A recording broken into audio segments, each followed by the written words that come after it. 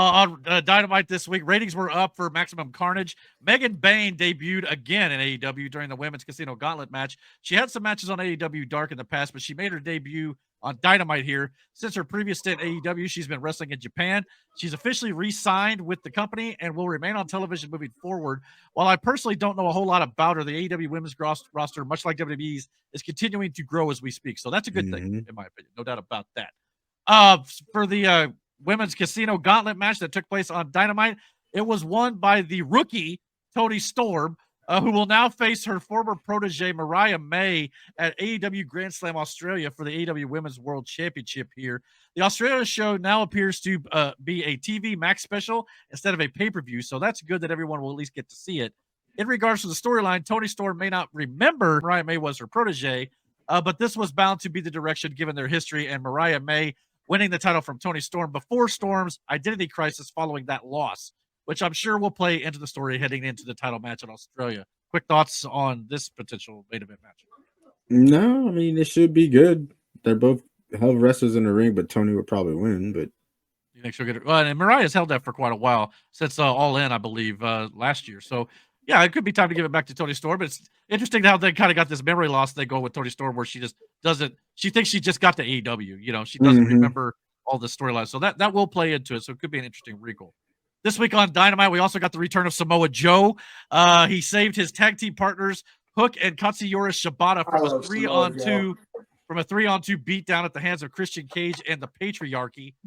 Samoa Joe left in mid-2024 to film Twisted Metal Season 2 in a starring role as Sweet Tooth. I know many people I thought he was hilarious. Really Sweet Tooth.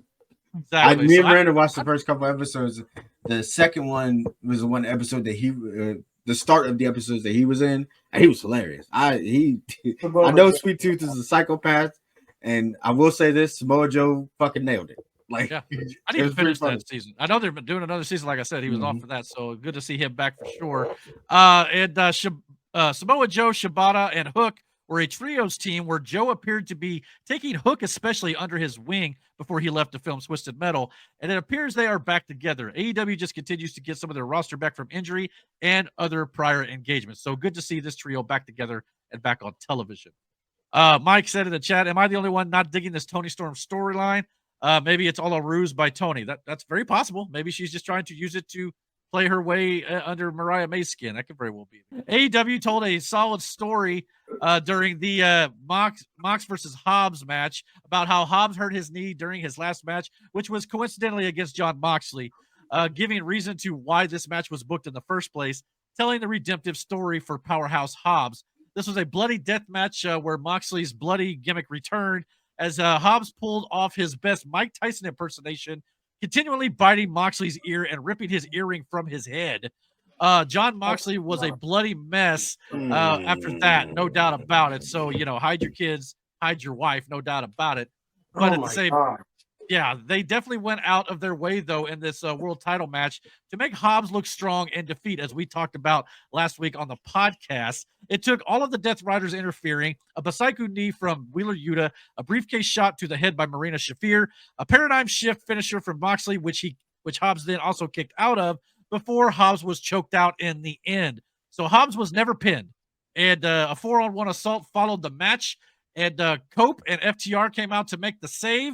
However, they were a little bit late, arriving after the Death Riders Pillmanized Hobbs' surgically repaired knee with a steel chair.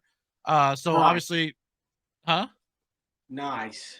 Yeah, nice, exactly. The bloody nature of Mox's matches lately, alongside the rated R superstar Cope using dirty tactics even as a babyface this last week on Collision, where he used a low blow behind the ref's back, signals that a bloody affair between Cope and Mox is in the future plans here. So, yeah, thoughts on all this? What do you think about the way they booked Hobbs to lose that match as we discussed last week? Well, we knew he was going to lose, but, he lost strong. A hell of a showing. I just don't understand the obsession with this man to bleed all the damn time. I get it, what it looks like. I understand the whole psychology of blood, but damn. But that earring shit is crazy. Why would you do that? Yeah. Definitely got a "you sick F" chant for sure out of it, I believe. Mox has got that earring, and yeah, he definitely was pulling and tugging, and boy, it definitely got it to bleed, no doubt about it.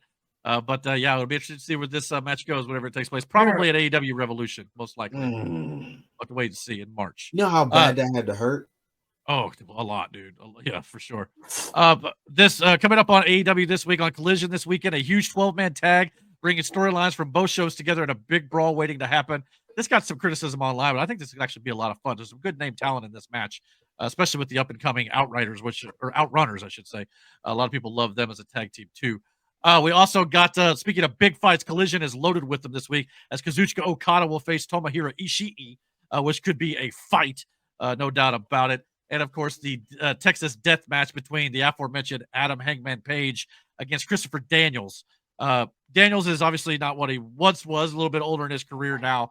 But I've heard this match, which was pre-taped on Thursday night, actually was a really good match and probably the best of the night. So definitely looking forward to seeing these matches going forward, as well as the main event of Dynamite next Wednesday, which will be Cope versus Pac, which could also be another fun match too. So definitely a lot to look forward to in the world of pro wrestling. Thank you for checking out this clip of the Dragon's Den podcast. If you like what you saw here, please consider checking out our live podcast almost every single Friday night here on the channel at 9:30 p.m. Eastern Standard Time. And don't forget to comment, like, and subscribe. And until our next video, guys, take care and God bless.